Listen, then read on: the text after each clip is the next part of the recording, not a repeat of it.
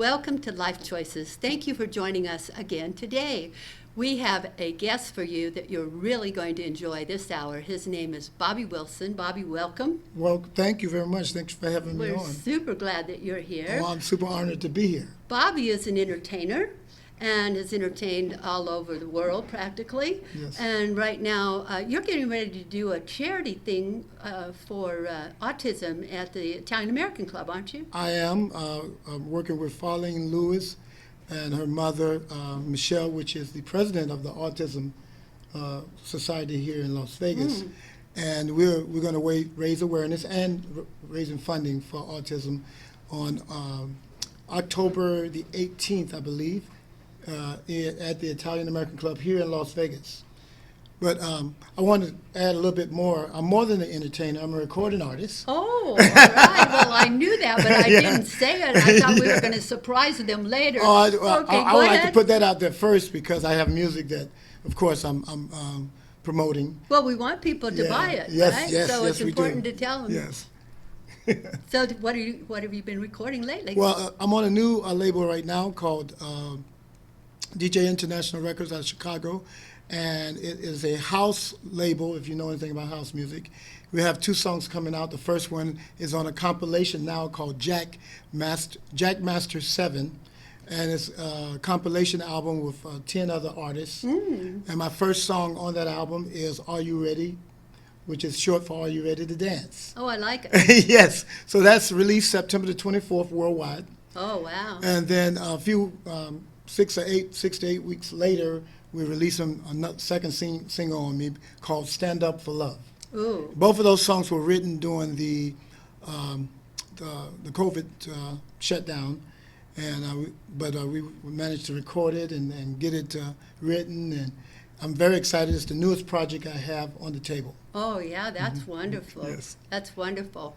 You've gone through some real difficult times in your life, haven't Yes, you? in the beginning. And I was, we were talking with Jeff Savilico a little while ago, and Jeff's the head of Win-Win Entertainment, and they entertain for hospitals all over the country in America to get children to have smiles Of on a course, daily basis. yes. And you were talking, and you said that you kind of grew up in the hospital environment, and it really surprised me. I didn't know that about you. Yeah, my mother gave me up at birth, and I was raised in a foster home, which is the only foster home I stayed in my whole life. That's wonderful. And my mother, who raised me, actually raised over 400 kids. Are you serious? Yes, That's a big contribution to the world. She isn't did, it? yeah. She's no longer here, but she's in heaven. But when I came to her, I had a lot of disabilities. Under my legs were sort of deformed, and I had rickets at the bones, and I had underdeveloped lungs and intestines. So I was in and out of the hospital all the way up to about 12 years old. And by the time I hit 12, they had already straightened my legs. I wore a cast for about a year where they broke both of my legs, and then straightened my feet. I didn't realize they operated on my feet until just recently. I was having a foot massage, and the lady said, both of your feet were cut open. I could tell because you still have the seam down the middle of my foot. I never forget when I was joining the Navy, my mother says, Bobby, you're never going to get the Navy because of your feet. But I did. Yeah. I did 10 years But at in. the time, you didn't realize why. I didn't your realize feet- because I was so young. So Yeah. I didn't realize all the work that was done. I do remember having heavy intestinal problems, and I do remember having to wear the brace. I call it the Forrest Gump outfit Yeah. because that was me running around in those Oh, wow. contraption. But I remember mostly the asthma and the chronic bronchitis that I had because that kept me in the hospital most of the time. But by the time I was 16, I was good to go. That's wonderful. All that stuff was behind me. That's wonderful. Yes, yes. That's wonderful. And then, what made you make the choice to go into the Navy? I wanted to. A couple of reasons. I was dating my high school sweetheart, and she wanted to get married. And back in those days, they got married at 18 or 19. Yeah. Anything older than that, you are old maid. I know. Yeah. I was one of those old maids. So she, at 19, was screaming, I don't want to be an old maid. So I just started college, and then I dropped out and joined the Navy, and then we got married. And that was probably the main reason why, because I got married. And I wanted to make sure I could support my wife. Right, right. So I joined the Navy, and then the Navy sent me all over the world. And isn't that wonderful? Yes, it is. You know, joining the military is quite a commitment because you're going to go out there and support your country, and in many cases get sent to war and a lot of things Right. that are wrong. You're right. But it also has a lot of advantages too, like traveling the world. Yeah, well, you're right. And I remember when I was trying to decide which branch I was going to go in. First, I was going to go in the Marines because I feel like I'm a tough guy. But You I should play a tough guy in a movie. I Yeah. think that would work for That you. would be great. But I decided I didn't want to sleep on the ground. And so I took a hard look at Air Force and a hard look at the Navy. And the Navy, when I was going to college, I was going to college for electrical engineering. So the Navy had a fantastic engineering program. So Right. that's what I went for. Yeah, yeah. And Did that's you- what I got my education with the Navy. That's wonderful. Yeah. But you're not an electrical engineer. You No. turned out to be a superstar. I turned out to be an entertainer. Yes, Yeah, ma'am. yeah, yeah. Thanks to a gentleman by the name of Peter Hernandez out of Hawaii. Peter Hernandez is the father of Bruno Mars. Oh, really? Yeah, and Ah. he saw me singing in a karaoke bar, and now I'm gonna date myself, in the early '90s, and invited me to join his group called the Love Notes. Really? Yes, and when I joined the Love Notes, 7 guys and 7 girls, and little Bruno was 6 years old, and he was doing Elvis in the show. Oh, wow. And at that time when I joined the show, the Elvis Enterprises gave Bruno a certificate certifying him as the world's youngest Elvis impersonator. Oh, Yeah, that's cool. It was great. Man, it was great. You know, to me, I felt like I grew up in music with Bruno because that was my beginning, and he was only 6 years old by the time we split up. He turned 19, and I moved here to Vegas. To Las Vegas. Yeah, I moved to Vegas, and he moved to LA, and so I feel like we kind of grew up together in music because I Yeah. watched him, you know, as he went up. Yes. And I watched him as he really studied the stars and really wanted to be a star himself. You know? So, and I knew I wanted to be a star, but I kept thinking, I'm too old. I missed my window. Oh, we can never think I was that. yeah, but I know now. Yeah. But then I was thinking, Yeah. if I jumped into music at 20 years old, where would I be? Yeah. Vices jump into music later. But I'm so glad you said that because the predominant number of people watching our show are a little bit older. And sometimes people think it's too late. I could have been, I should have been, I would have been, if No. only this No, had it's- happened. But you know, it's never too late. No, 'cause and you- if you have talent like you do, then luckily it got discovered at a time when you were more mature and ready to go for it. Yeah, because I didn't know, when I got out of the Navy, I didn't want to get out. I got medically discharged because I started passing kidney stones. And so I was really upset that the Navy, medically discharged me. And while I was waiting on my discharge papers, that's when that opportunity opened. Isn't that something? And I didn't realize I was walking through a new door. Yes. So I rely heavily on my conversations with God, and I felt like God pushed me in that direction. Otherwise, I would have never been in show business. I had already accepted a position in Sumter, South Carolina at a nuclear power facility. It's very different from where you are. Yeah, I already accepted the position before because I was getting out of the Navy. But then Peter stepped up and I got on the stage and I realized I loved the stage. I was like, I love being here. And I rescinded the job. I never left Hawaii. And I stayed there and built a life. That's amazing. Yes. That's amazing. So what made you leave Hawaii and come to Vegas? Mainly because, like I said, Bruno Mars and I were working a show called Aloha Las Vegas. And he was playing Michael Jackson in the show, and I was the host. And I also was playing 2 characters. Stevie Wonder and my dad, Jackie Wilson. Mm. So when that show closed, I felt like there was no more opportunities in Hawaii with entertainment. Right. So that's why I moved to Vegas, and because I wanted to continue in entertainment. And when I got to Vegas, I actually met producers that actually sent me everywhere else. Yes. So Yes. people go, "Where are you playing in Vegas?" And I said, "At my house." I'm playing in New York, Vegas. yeah, because I live here, Yeah. but I mainly entertain the world. I have played in places around Vegas, of course, Yes. because I live here, but mainly, I've been everywhere. I've been on cruise ships. I've been, thanks to God, I've been on cruise ships. I've been in theaters and opera houses all around the world. And so I think God has really blessed me. And it's just the beginning, as far as I'm concerned.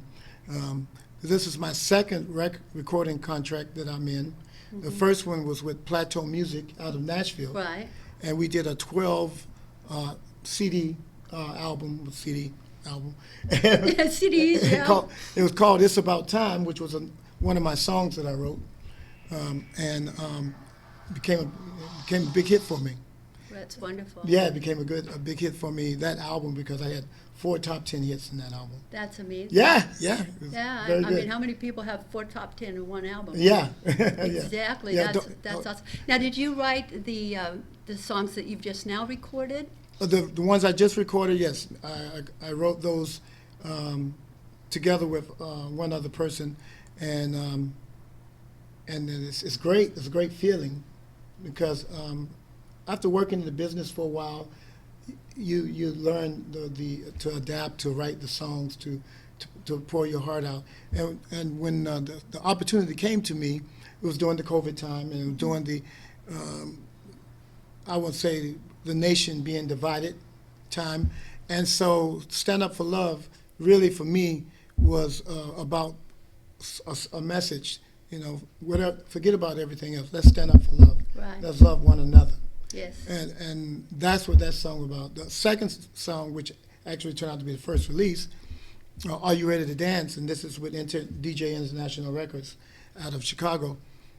That song, I just want to forget about the world and just dance. Let's just have a good time. And I basically say, it's been a long time. We couldn't dance. We couldn't do this. We couldn't do Yes. that. So let's do it now. Yeah. Let's enjoy life now. And that's what that song's about. So Wow, that's a great song. September the 24th, you get to hear it. Oh, I can't wait, because I love to dance. Yeah, so tell Me us too. about your gorgeous outfit. I mean, you know how to dress. There's one thing I love about entertainers, they always dress really exciting, instead of just boring old stuff. I don't know. I'm old school. I like to be completely ready, stage ready in this business. So I have a great partner that is in the business, and she does hair, makeup, and costume for stars. So when we met, I didn't know what she did, and it was kind of funny. I would tell her, say, "Hey, when we go out, you might be alarmed because people go, 'Oh, Bobby,' blah, blah." I said, "Don't be alarmed." She goes, "Oh, okay." But then we You go found out. out what she did? Yeah, no. We go out and they go, "Oh, Gladys." I'm like, "Who is this chick?" I couldn't find out she's a bigger star than I am. So I was like, okay. So it worked out. It was a great match. Yeah, that's great. Yes, it That's was. great. Yeah. I always love men when they do that. What's that? Say to the woman, now don't be surprised if Yeah. people get carried away. Yeah, because and she then- didn't know what I did. I didn't know what she Yeah, did. and then she's the one that turns out. Yeah, everything's she- screaming. I love Everywhere we go, That. I love that. people recognize her. Well, if she's giving you advice on wardrobe, Oh she's no, done a she's great done more job. than giving me I mean, advice. I sit on the bed. She pick out the clothes. Okay, she does more than give me advice. She instructs. Well, Okay? that's good. Yeah, Because, so- she keeps you looking good. Yeah, and I appreciate that. Yeah. Yeah, I appreciate it. Yeah, We're a team. you're such a nice person. I'm always surprised when somebody's a big star and they're just really down to earth, nice person Oh, thank like you, thank you. Yeah. Well, I want to do a lot, and I want to get, and I want to see a lot, and I think humbleness takes you a long way. I want to be able to reach everybody, not just a select few. And I never forget, I got to work on the Michael Jackson pre-production show when he was coming to Hawaii. So we had these board meetings in the boardroom with a guy named Tom Moffat. Tom Moffat, same guy that brought Elvis to Hawaii. And so he was bringing Michael to Hawaii. Michael was in Australia, and we had flat screen TV, and we were all sitting around the table, and Michael's on the TV, and he's giving instructions. And I was just amazed how he was, because he was warning the promoters. He says, I want the ticket price to be $45, $55, and $65, not a dime over. If you do it, if you hack my tickets, I'm not coming. I want the average person to be able to come to my show. Right. I don't care about the superstars who wants to spend $5,000 to come to my show. I want the average person. And I was like, so, it touched me, because he was so concerned about, I want, somebody who can afford a $45 ticket to come to my show. And of course, instead of having one show, he wound up having 8 sold-out shows at the William Bryce Stadium in Hawaii. Amazing. 35,000 people. Amazing. Per show. Per show. Wow. Yeah, and he was doing 2 shows a day. That's amazing. I was like, how does he do it? So I think, growing up with a lot of different people I've met, a lot of great people I met in the business, and what my mom taught me, made me who I am. It made me who I am.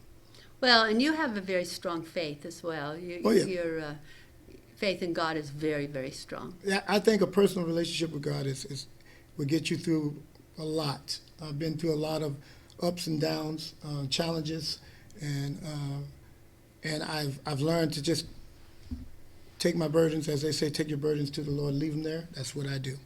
I don't pick it up and throw it back on my back. Yeah. You ever walk to people and meet somebody and say, hey, how you doing today? Well, my back hurt, my knee hurt, my head hurt, and, my daughter died, my brother died, my sister-in-law died.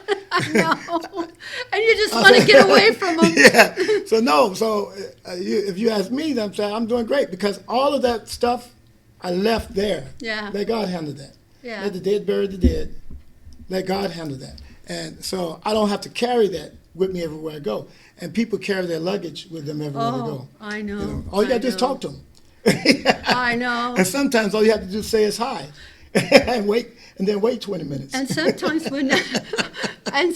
when they tell you all their troubles, you look at them and you think, well, those aren't troubles at all. I know somebody with a lot worse troubles than that. That's right. That's right. I just one of my best friends here in town.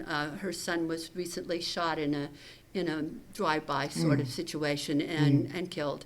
And that's such a tragedy when something happens to a young person like that. And then I had somebody else a couple days later saying, I'm so depressed. This didn't happen, and I was trying to promote this thing, and only 6 people came. And I said, excuse me? You had 6 people show up. You should be excited. You had 6 people. Right. My girlfriend just lost her son. That's something to be upset about. But what you're talking about, that's not a big challenge. Yeah. Well, everybody, it's a way. If you really gotta look inside yourself and try to do some self-maintenance. And sometimes people don't want to look at themselves. Yeah. So. And so what you're doing is you're choosing to be your best self every day. I'm doing my best self, and one of my biggest torches that I carry is keeping my father's music alive. Every show I do at least 2 or 3 of his songs, because Well, you mentioned him briefly a little while ago. You said, and Jackie Wilson, my father, but your father was Jackie Wilson, he was a superstar. the Jackie Williams. Yeah, Wilson, sorry. Yeah, a superstar in R&B, a pioneer in R&B and soul music. And he was the beginning of Motown for all respect. Berry Gordy was writing his hit songs along with Billy Roquel Davis and Gwen Gordy. And then he springboarded from that. And he really left a mark. He wasn't here long. No. I mean, he had the heart attack in September of 1975, and then he died 10 years later in 1984. But for all intents and purposes, his career ended in September of 75. Yeah, when he had that heart attack. Yeah, when he had that heart attack. And so, but the music and the catalog of music that he has online is just amazing. I mean, immeasurable. I mean, he did all genres of music, and there was nothing he couldn't sing. And of course, as I run into entertainers in the business, he was an entertainer's entertainer. You know, all the entertainers looked up to him. He had a great relationship with Elvis. They considered each other brothers. Yes. And they talked about each other quite a bit. And Elvis also put money on it toward his medical bills after he passed away. So it's just a Can you wonderful imagine time. what he's thinking when he's sitting up there looking down at you and he sees you performing his I music? can't imagine. No, I can't. He's probably so proud. But that boy can't sing. Get him Oh, out of no, here. no, no. I don't think that's true. I don't think that's true. What do you think is the most impactful choice you have ever made? Impactful choice. I don't know. I really don't know. I don't know if I have made that choice yet. You might make it yet. Yeah. Yeah. Okay. Well, what influences how you make your choices? Once I get over the excitement, prayer, meditation, asking God I meet people all the time. I meet opportunities come all the time. Right. So I just ask God, is this where I'm supposed to go? Is this who I'm supposed to work with? Give me a sign. Show me. Then I go to sleep and I wake up with an answer. And you wake up. I wake up with an answer.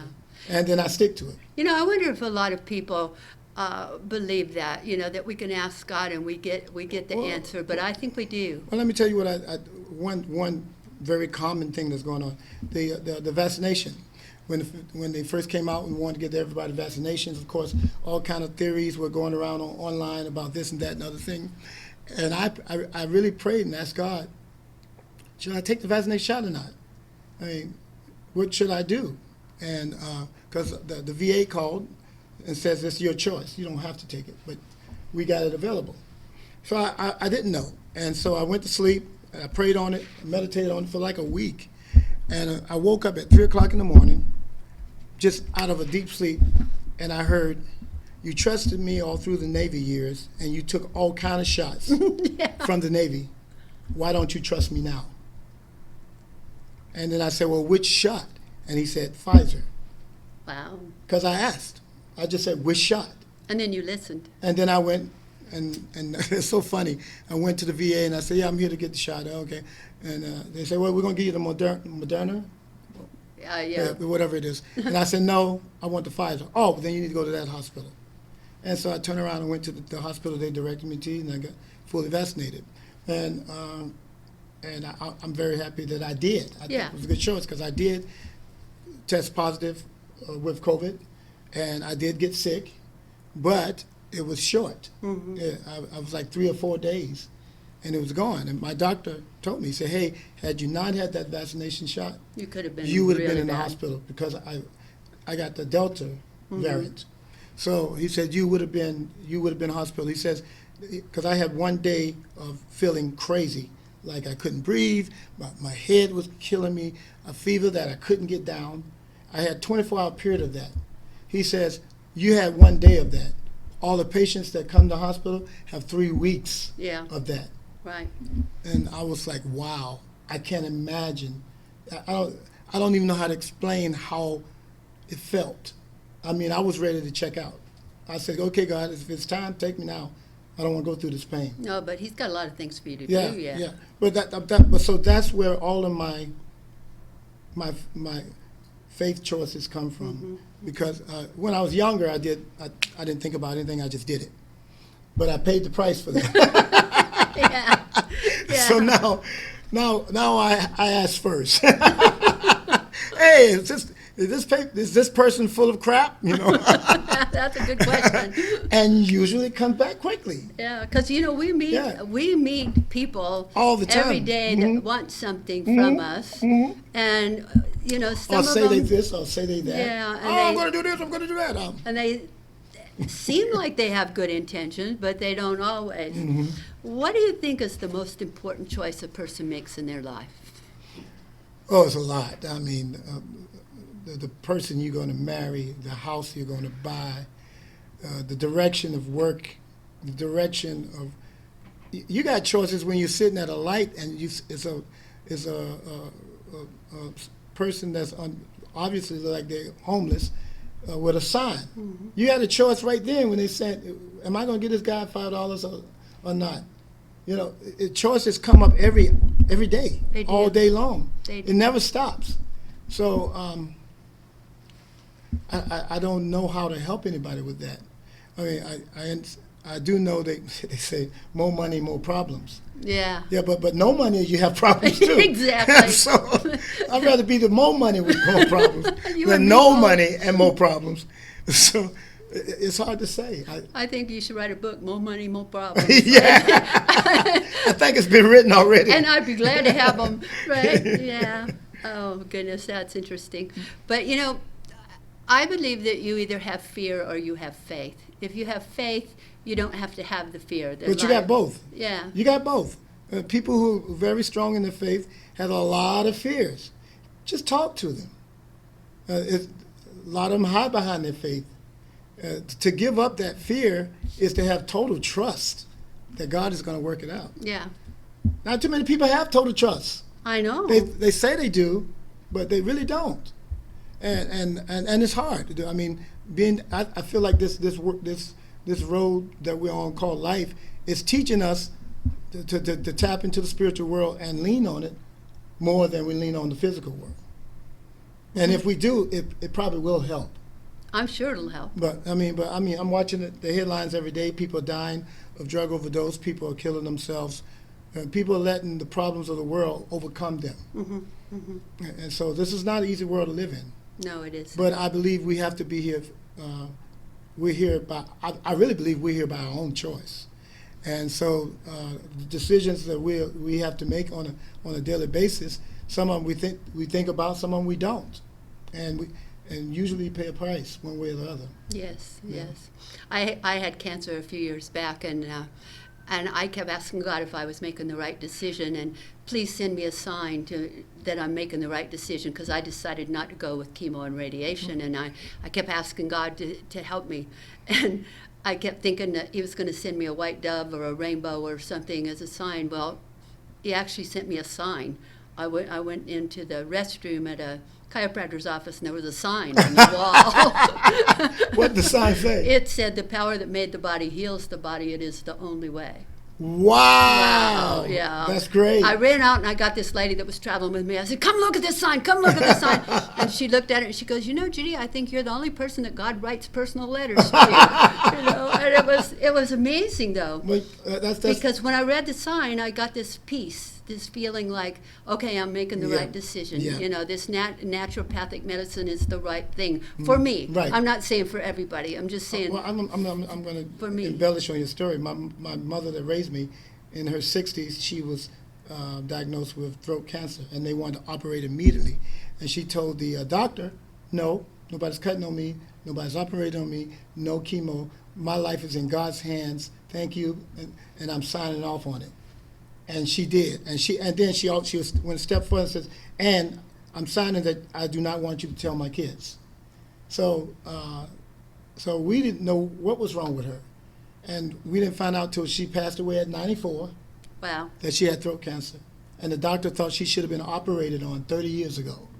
She lived a normal life until, right around 93, she started having dementia. But she didn't die from the throat cancer, supposedly. Yeah. No, she never. She lived 30 years beyond that. Because no, God's got me, and she was very adamant. That was the end of it. It is your faith that saves you. When the lady touched the hem of Jesus' garment, Jesus said, "Who touched me?" And the disciples around him says, "Are you crazy? Everybody's touching you." He goes, "No, somebody touched me that needed to be healed, and it was their faith that healed them." And he looked at the lady. It was your faith that healed you, because all you believed. All you had to do is touch the hem of my garment, and you'll be healed. So I think that's a big lesson that's overlooked around the world, because it is our faith in God. If you can see God residing in you instead of in that sky or sitting on a throne on high, he's here. You just tap into here and say, "Hey, I need you now.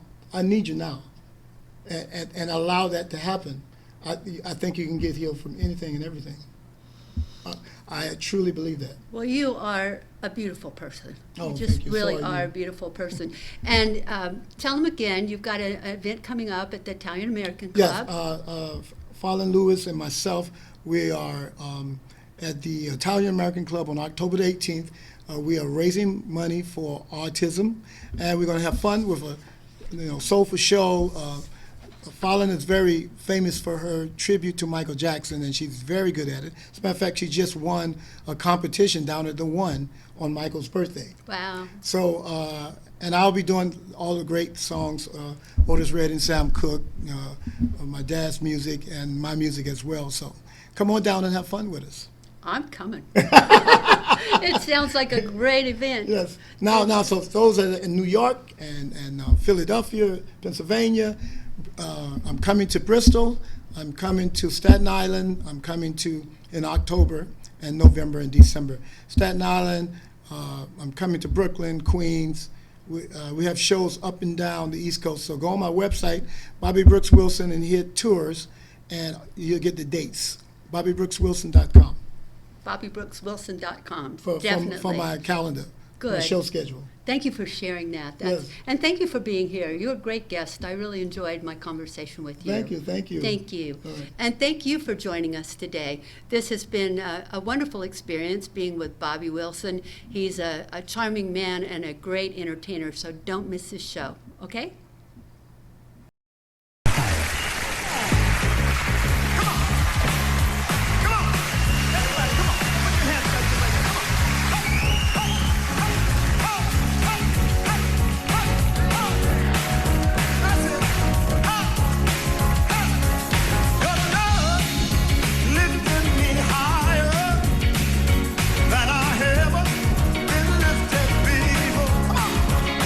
So keep it up.